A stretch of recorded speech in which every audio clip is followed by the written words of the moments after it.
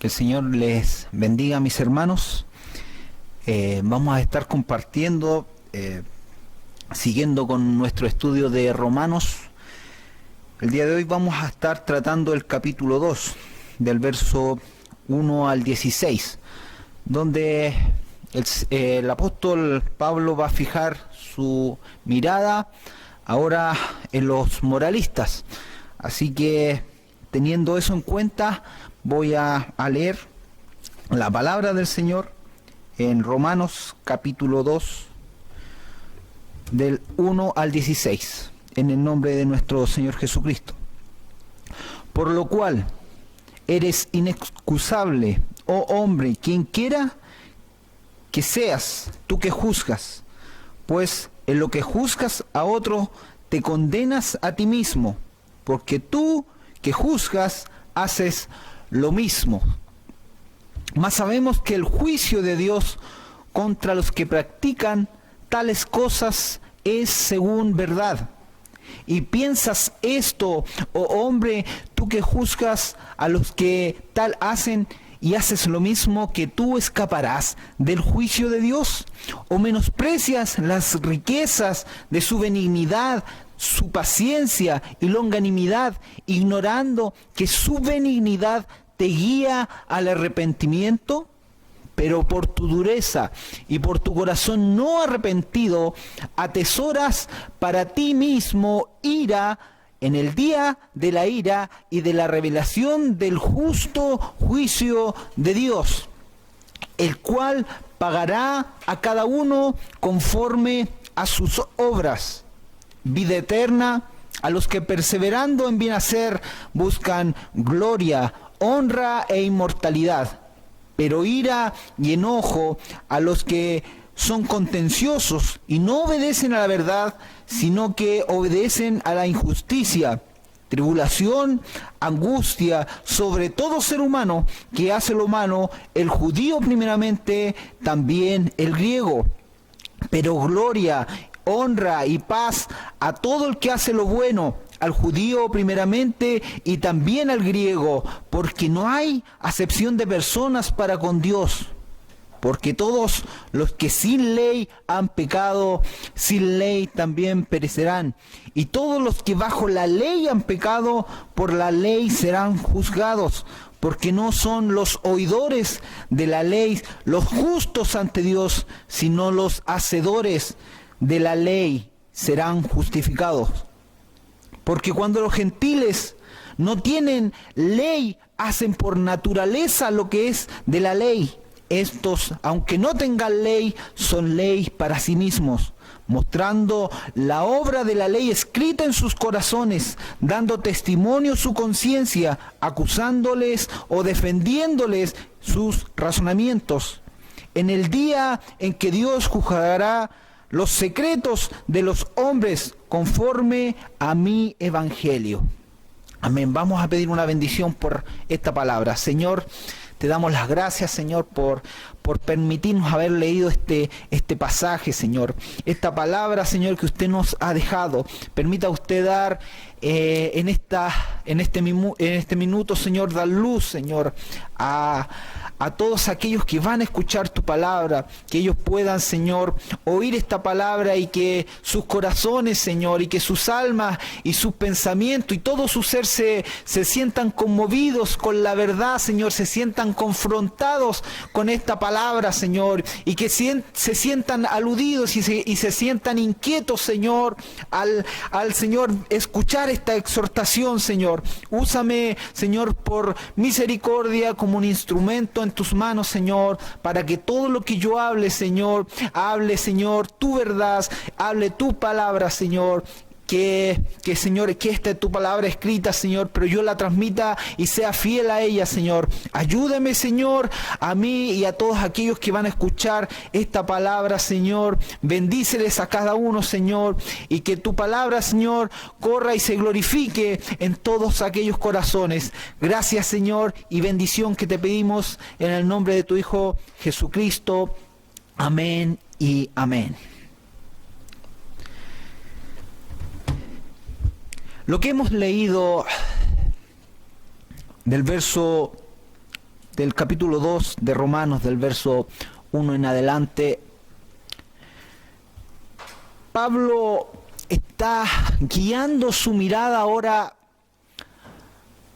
a la persona y a las personas moralistas.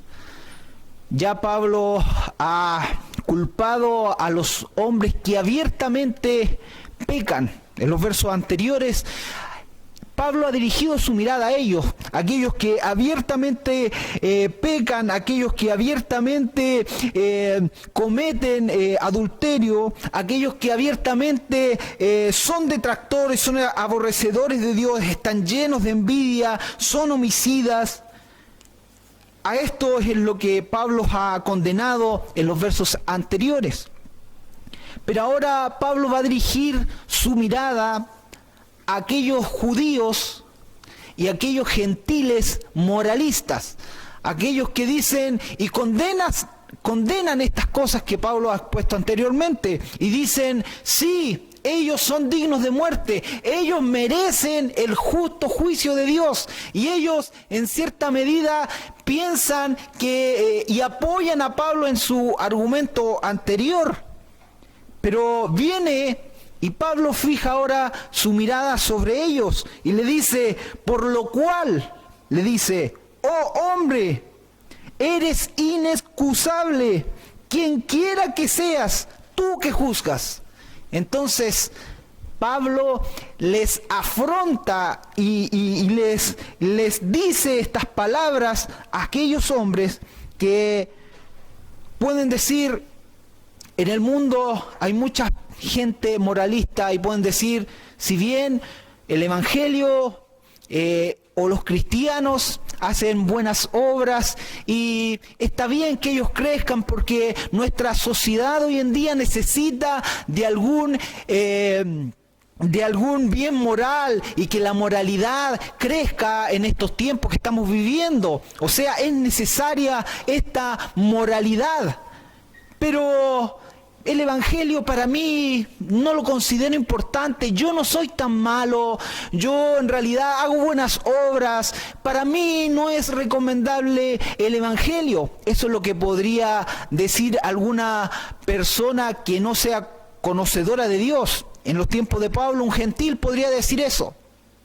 Está bien, yo no soy tan malo como esto otro, tampoco cometo homicidios, no soy bueno, no soy tan justo, pero tampoco soy tan malo. Y Pablo le dice, por lo cual eres inexcusable, oh hombre, quien quiera que sea tú que juzgas, pues en lo que juzgas a otro, te condenas a ti mismo. ¿Y por qué dice Pablo que en el juzgar a otro se condena a sí mismo? Porque lo hemos visto en nuestras iglesias, es común, y nadie puede decir yo nunca he juzgado. ¿Y por qué es malo juzgar? Porque es atribuirse y querer colocarse al nivel de Dios y Él pesar en su propia balanza los pecados o las faltas de otras personas. Y hay dos cosas muy importantes en las personas o religiosos que emiten juicios. Uno es que no saben qué tan grave es ese pecado que ellos están juzgando. Y tampoco, lo segundo es que no saben cuál es el estándar o la medida de Dios o la exigencia de justicia que Dios demanda a cada persona. Entonces, la persona que juzga se condena a sí mismo, porque el único que puede condenar es Dios. Entonces se pone a la altura de Dios y desde su ángulo, desde su perspectiva, empieza a juzgar a otro. El problema es que Pablo más adelante le dice, más sabemos que el juicio de Dios con los que practican tales cosas es según verdad. Y dice, ¿y piensas esto, hombre, que tú escaparás del juicio de Dios? Y haces tú lo mismo. Y quizás el moralista podría decir, a ver, ¿cómo es que yo hago lo mismo? A ver, yo no soy homicida, yo no soy adúltero, yo me he mantenido toda mi vida fiel a mi esposa. Pero recordemos que el Señor Jesucristo dice, no solamente es adúltero aquel que peca físicamente, sino aquel que mira a una mujer para codiciarla, ya adulteró con ella en su corazón. Entonces, esta palabra viene a enrostrar, a mostrar a ese hombre moralista que su medida de justicia tampoco le alcanza para librarse de este justo juicio de Dios. Entonces, hay un problema aquí, es cuando el hombre se pone a juzgar. El mismo Cristo dice, antes de juzgar, primero saca la viga que hay en tu ojo para que después puedas ver la paja que hay en el ojo de tu hermano. Porque el hombre tiende a minimizar sus pecados y maximizar los pecados de otros. Y se esconde en una justicia propia y al decir yo no soy como ese es más pecador que yo. Entonces, al decir eso, uno no se siente tan mal. Bueno, yo soy malo, pero no soy tan malo como ese otro. Y poco a poco el hombre va enalteciéndose y enorgulleciéndose según su propia justicia, ignorando que la justicia que Dios demanda es su propia justicia. Es su propia justicia. El Señor dice, sed santos como yo soy santo. ¿Qué el nivel de santidad necesita el hombre para alcanzar la vida eterna? La santidad de Cristo, la santidad que Dios tiene. Ese es el nivel de santidad. Eso es el estándar que Dios pide. Es un estándar tan elevado que ningún hombre en su capacidad puede llegar y puede lograr. Y piensas esto, oh hombre, tú que juzgas a los que mal hacen y haces tú lo mismo, que escaparás del juicio de Dios. De mala manera, hay muchos hombres que piensan en sus razonamientos y juegan a canjear. ¿A canjear qué cosa? A canjear pecados. Muchas veces cometen ciertos pecados, pero tratan de nivelar la balanza haciendo buenas obras y tratan de sentirse mejor, de mejor forma después que han pecado, se sienten mejor después cometiendo buenas obras y haciendo buenas obras, como por ejemplo hacer donaciones. Tranquilizan su conciencia, tratan de quitar esa carga de pecado. Y Pablo le dice, ¿piensas esto, hombre, que tú escaparás del juicio de Dios? Y el juicio de Dios, hay tres realidades que Pablo quiere mostrar aquí. Primero, que el juicio es según verdad. El juicio que va a emitir Dios no es el mismo juicio antojadizo que tenemos nosotros. Nosotros podemos juzgar según nuestro propio ángulo. Nosotros podemos juzgar según lo que mejor nos parezca. Pero el juicio de Dios es según verdad. Nosotros somos como un libro abierto delante del Señor. Y el verso 16 dice que Dios en el día del juicio revelará los secretos de los hombres. Dios todo lo conoce. El juicio de Dios es según verdad. Lo segundo es que nadie escapa del juicio de Dios. Nadie escapará del juicio de Dios. Más adelante dice que no hay excepción de personas. El juicio de Dios es para todos, es para el gentil y es también para el judío. Es en el día de hoy para el religioso, ese que va a la iglesia, y también para el mundano. Del juicio de Dios no escapa nadie. Entonces el juicio de Dios es según verdad, nadie escapa, y en el verso 5 dice que es un juicio justo juicio de Dios. Entonces Pablo tiene que dirigirse al moralista, a ese que se cree que es superior, a ese que llega a la iglesia y dice, yo no soy como ese. Tiene que dirigirse duramente porque él ha confiado en su capacidad, ha confiado en su santidad externa que él aparenta tener. Pero Pablo aquí lo desnuda y le dice, ¿piensas esto, hombre, que tú escaparás del juicio de Dios? Y la respuesta, hermano, es que nadie, absolutamente nadie va a escapar del justo juicio de Dios.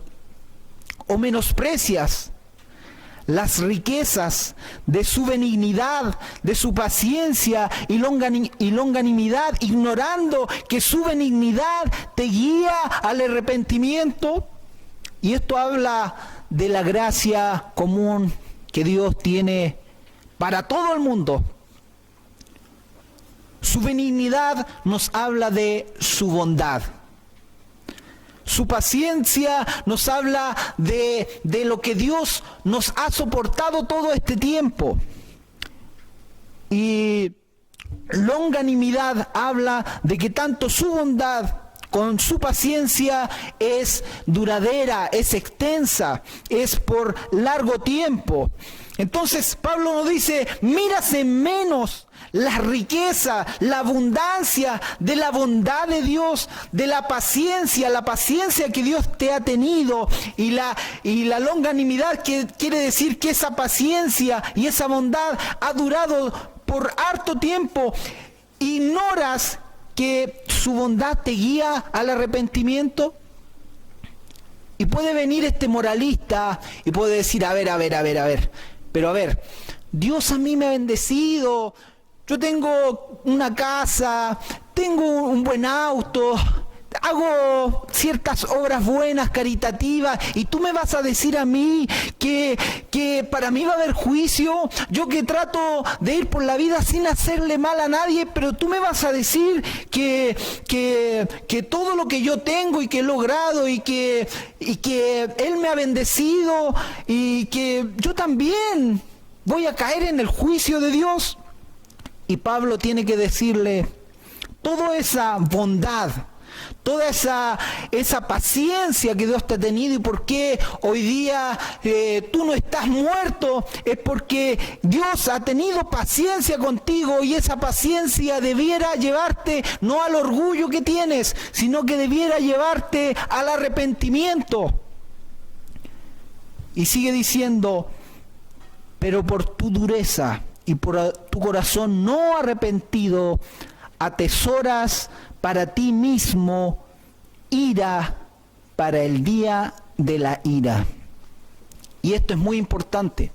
Pareciera ser que Dios nos tiene tan bendecidos y pareciera ser que Dios nos tiene tan bendecidos materialmente y nos tiene con vehículos y buenos trabajos y no tenemos necesidad y pareciera que lo estuviéramos haciendo bien y parece que recibiéramos una aprobación de Dios.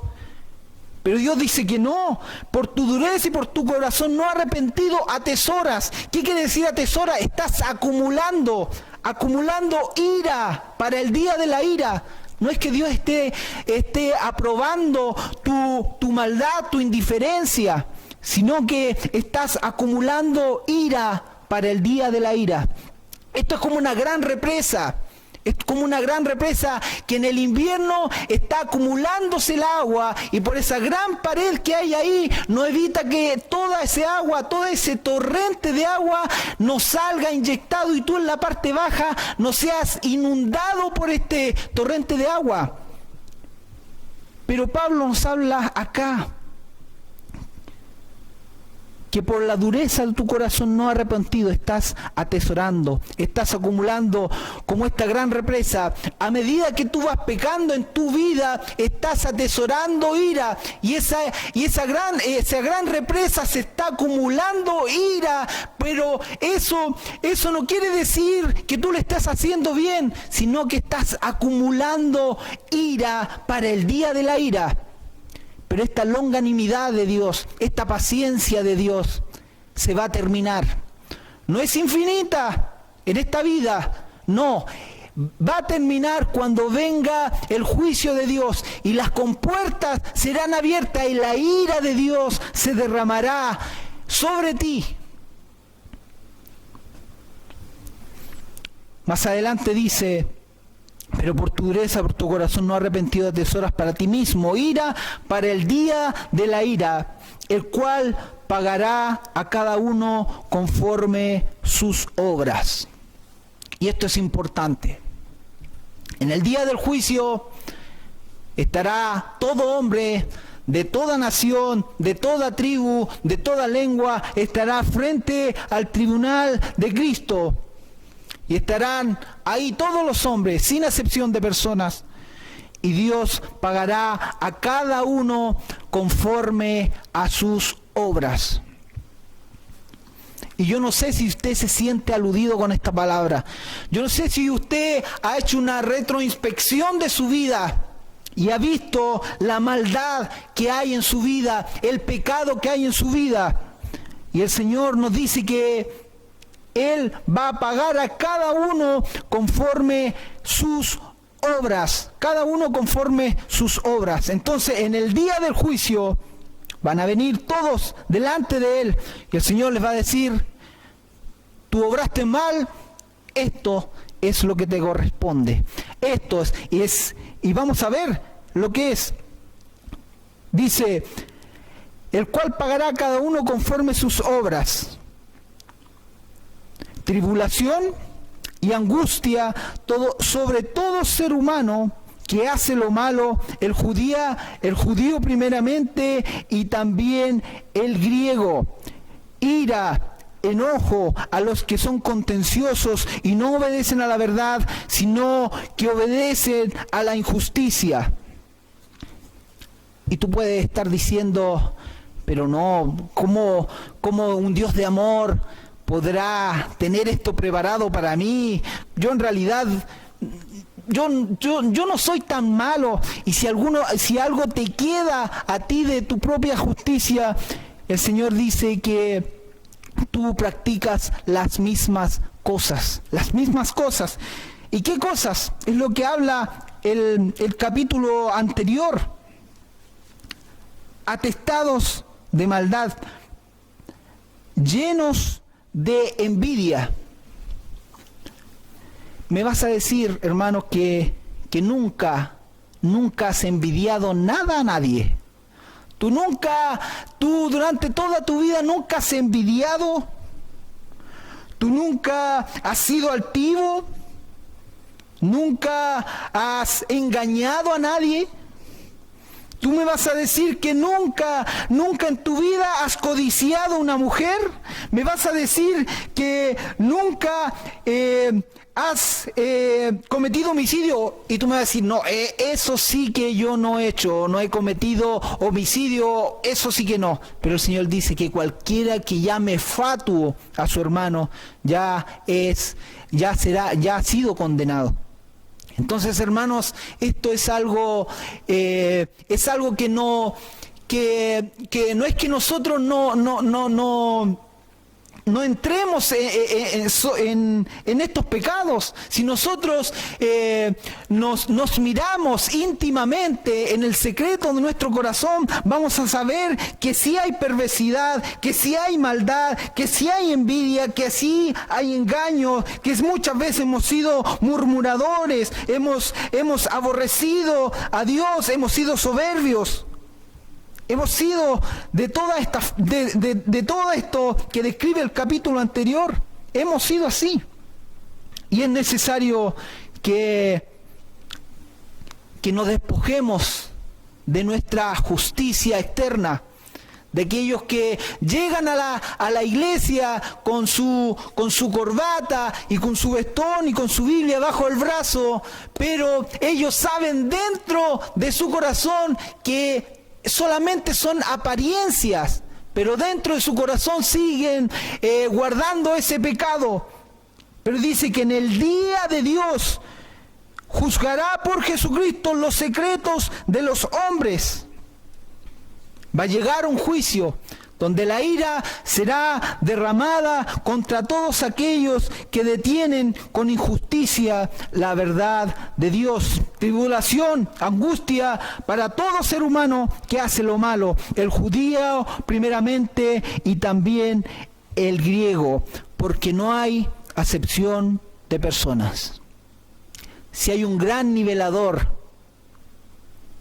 de justicia, podríamos decirlo así, que hoy día todos abrigan esta idea de una justicia social, de que todos seamos iguales y que todos tengamos las mismas cosas, y eso no ocurre, no va a ocurrir, pero sí va a haber, donde hay verdaderamente una nivelación de justicia y donde no habrá excepción de personas, será en el justo juicio de Dios, donde no te va a servir del que tu papá haya sido cristiano, donde no te va a servir el que tú hayas ido a una iglesia, donde no te va a servir tu dinero, donde vas a poner tu confianza en aquel día donde estés desnudo ante los ojos de Dios. ¿De qué te va a servir todo eso?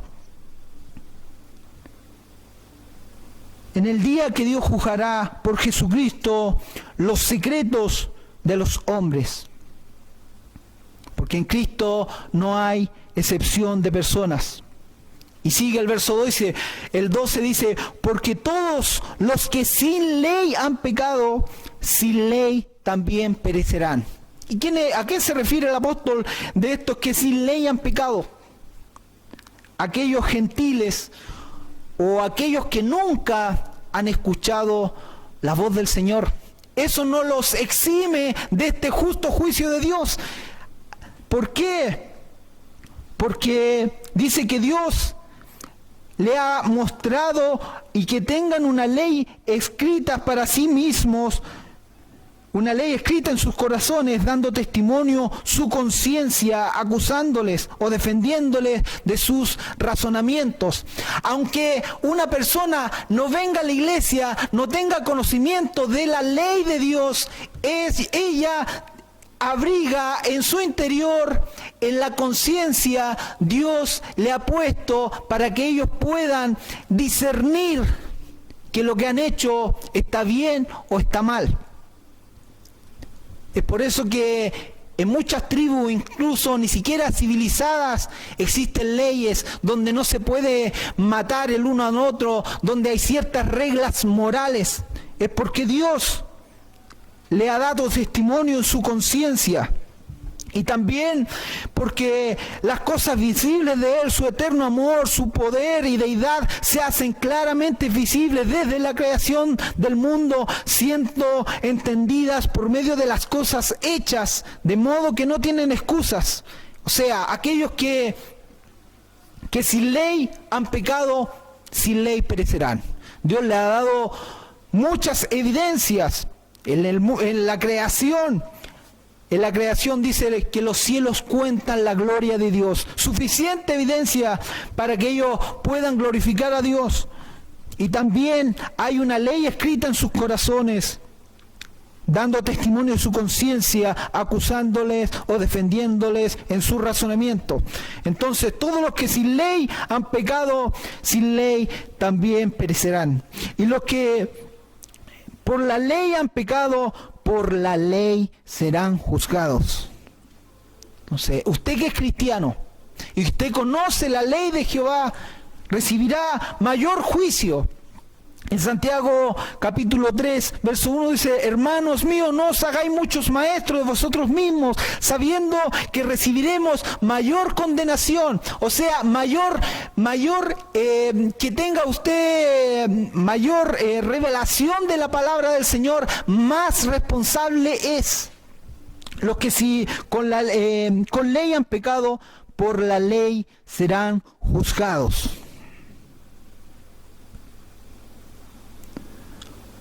Y añade y dice, porque no son los oidores de la ley justos ante Dios, sino los hacedores de la ley.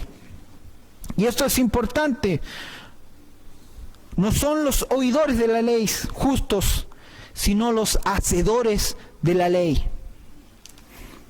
Pero hay algo muy importante. que hay que guardar la ley perfectamente. En Santiago capítulo 2, verso 10 dice, porque cualquiera que guardare toda la ley, pero ofendiere en un punto la ley, se hace culpable de todos. Yo no sé si usted se mira y si usted se medita su andar, su caminar, usted se va a dar cuenta que no solamente una vez y no en un punto ha transgredido la ley, sino que posiblemente en todos y en cada uno de ellos ha transgredido la ley de Dios. Por lo tanto, usted no tiene excusa alguna. Entonces, para no terminar este mensaje de esta forma tan categórica y tan con un sabor agrio, que quiero decirles que sin duda este pasaje, la palabra del Señor, quiere poner al hombre en un estado donde él no pueda hacer nada por sí mismo.